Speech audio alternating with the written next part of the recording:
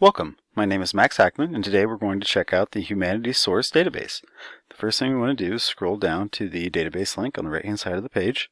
This will take us to an alphabetical listing of all of our databases. We'll select the H, and we'll scroll down to Humanities Source.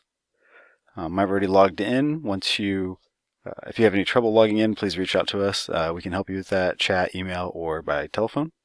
Once you get in here, if you're familiar with EBSCOhost, these databases work very similar. So let's do a search on Florida. As you can see, some keyword searching happens as you type, so keep that in mind. That can be very useful, very helpful if you're having a hard time finding results. As you can see, we'll scroll down here. There's ways to limit these resources here on the left-hand side. We have 13,000 in this search, so let's narrow that down. We'll just see scholarly peer-reviewed journals. Give it a second here to update. Now we're down to 8,000. A lot more options there. You also have the ability to share your search if you're working in a group over here on the right hand side of the page. This permalink here will allow you to share that with anyone else that would like to come see your search.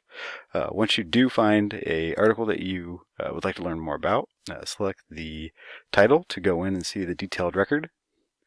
As you can see, the detailed record is selected over here. The title is available, author, source, how many pages this article spans. The abstract down here is also the summary, which will be more beneficial depending on how long the article is. We also have resources over here on the side, such as the permalink, which will appear up here, and this will bring you right back to this article, which is different from this timed URL, which will time out as soon as the browsing session is over. Another useful tool over here is our citation tool. Depending on which citation you're using, you can go ahead and grab it from here, already created. Do note that these are machine generated, so there could be errors in them, so you definitely want to double check. And there's a number of different ways you can save this article as well, including downloading the PDF. If you have any questions, please reach out to us. We are always here and looking to help.